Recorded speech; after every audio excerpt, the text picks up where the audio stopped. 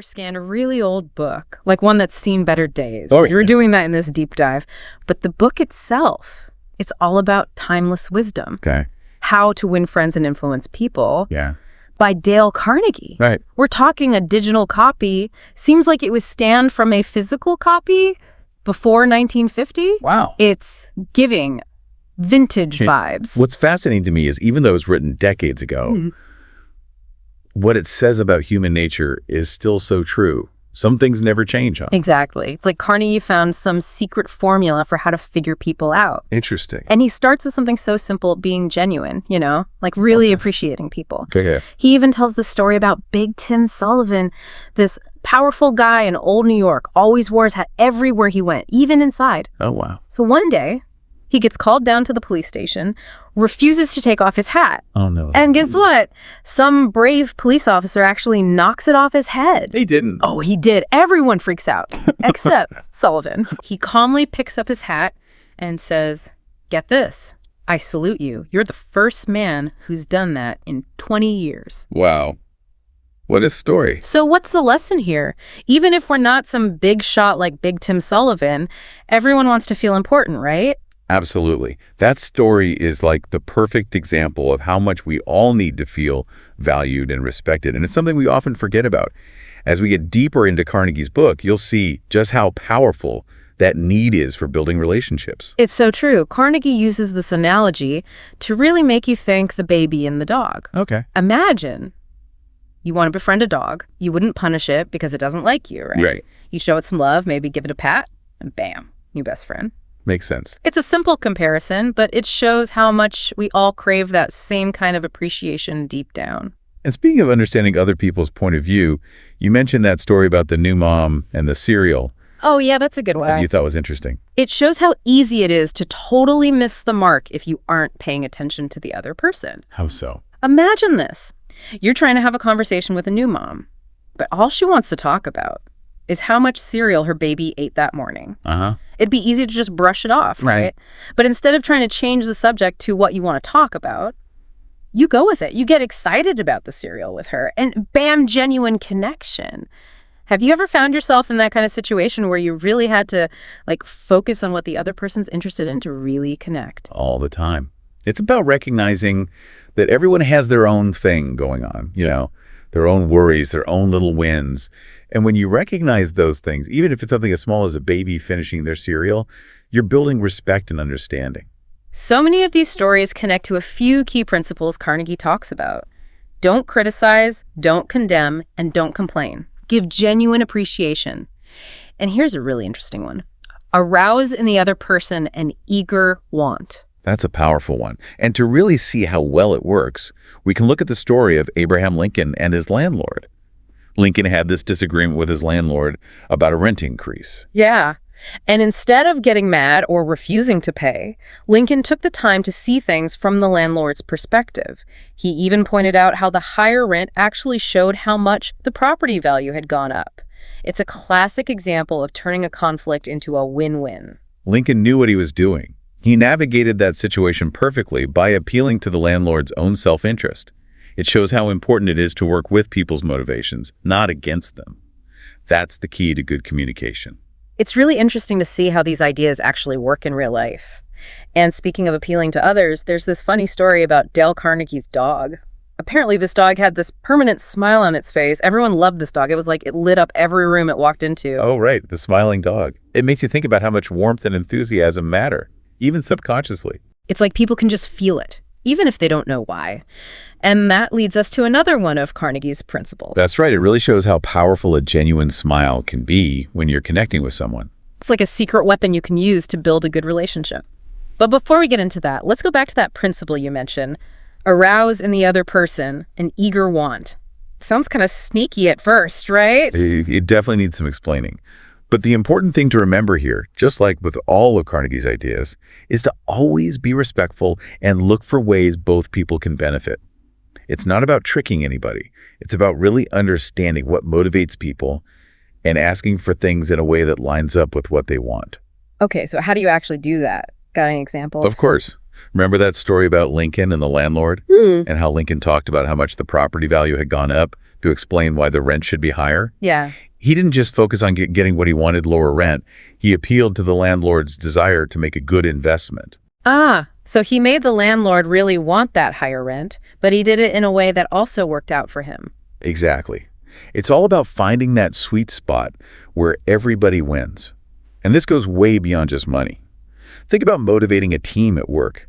A boss who just barks orders might get people to do what they're told for a little while, but a leader who inspires their team, a leader who can connect what they're doing to something bigger, something they really care about, that's how you get people truly excited and successful in the long run. It's like they say, people don't care what you know until they know you care. Exactly.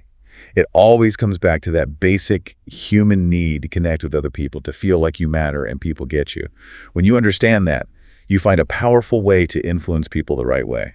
Makes sense. But I gotta say, this whole arousing and eager want thing still makes me a little nervous. What if you're dealing with somebody who's already playing games, trying to manipulate you?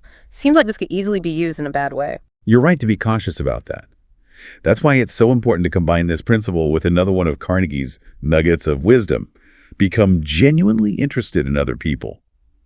When you're truly curious about someone, it's much easier to see if they're being sincere or trying to pull one over on you.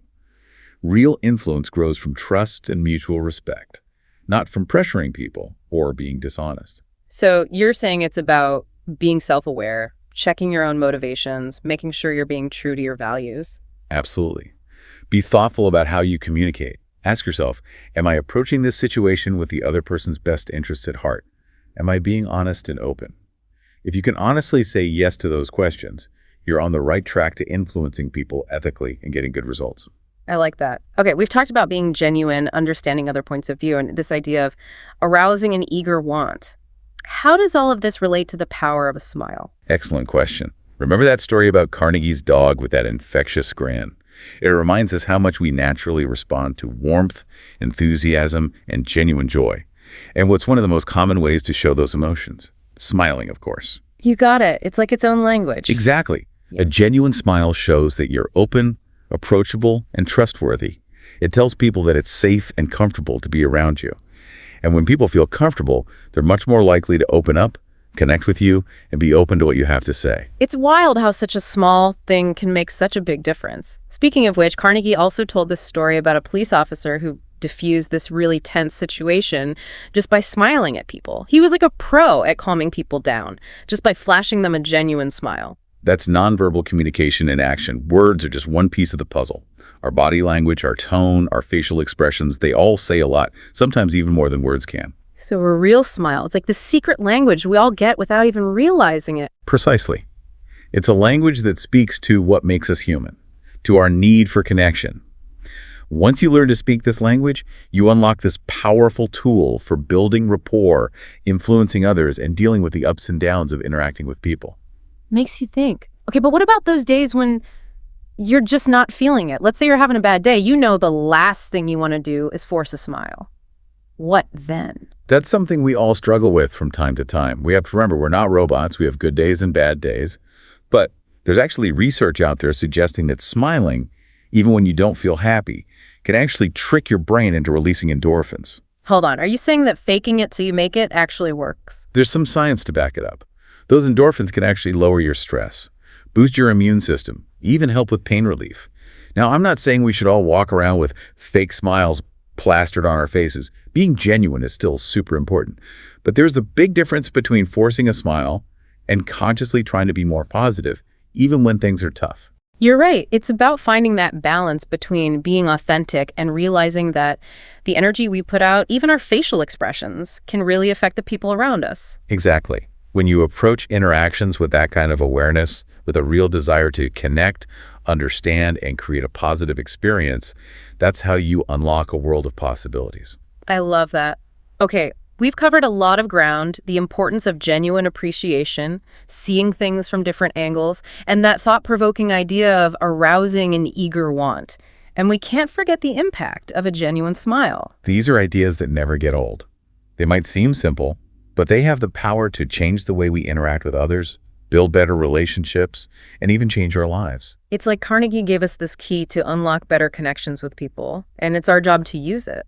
The real magic happens when we take these ideas out of the theoretical realm and actually put them into practice in our everyday lives. So what's one small thing people listening can do today to start using these principles? That's a great question. I would encourage everyone listening to really pay attention to their interactions today, big or small. Think about how you're communicating the words you use and your body language. Are you really listening to what people are saying?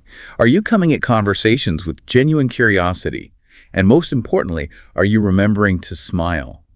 Just a little shift in how you see things can make a world of difference. It's about being more present and intentional in our everyday interactions with people. You got it. Every single interaction we have, even the quick ones, has the potential to make someone's day, create a connection, and have a positive impact. It's about setting off a chain reaction of good vibes. And it all starts with a simple, genuine smile. This deep dive has been super insightful. What about you? Are you feeling inspired to try out some of these principles? Definitely. It's always great to revisit these timeless ideas and see how relevant they still are. It's amazing how powerful something as simple as a smile can be. It really is. It's like a universal language that speaks to our shared human experience. A genuine smile has the power to put people at ease, to comfort them, to even inspire them. And the best part is it's something we all have within us. You don't need any special training or anything. You just got to remember to use it. Exactly. It all boils down to being aware and intentional in how we interact with each other. When we're truly present, when we genuinely see and value the person in front of us, a genuine smile just comes naturally. It's like we've all got the superpower, but we just keep forgetting to use it. I like that. And remember, these principles aren't just for big, important moments in life.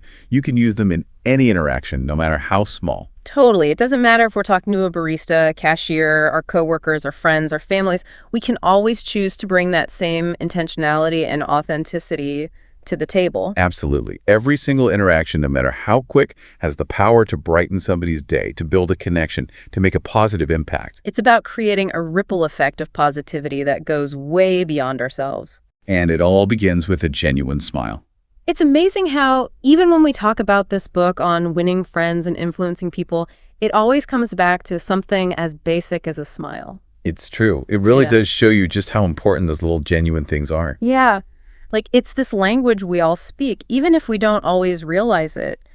A smile can really disarm someone, make them feel at ease, even inspire them. It's a way of recognizing we're all human. And it's something we all have access to. No special skills needed. Just that real desire to connect. It's like we walk around with these incredible superpowers, but we just forget to use them. We don't need these complex strategies. We have this simple tool right there. And the best part is, you don't have to save it for special occasions. It works in every interaction, no matter how small. So true. It doesn't matter if we're interacting with the barista, the cashier at the store, our coworkers, friends, family.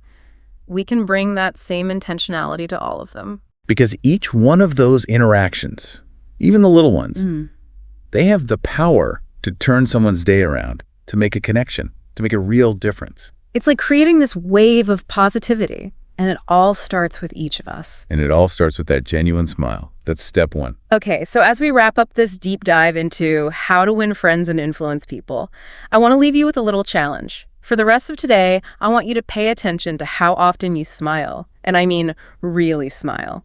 A genuine smile from the heart. Pay attention to how it makes you feel and how it affects the people you encounter. You might be surprised.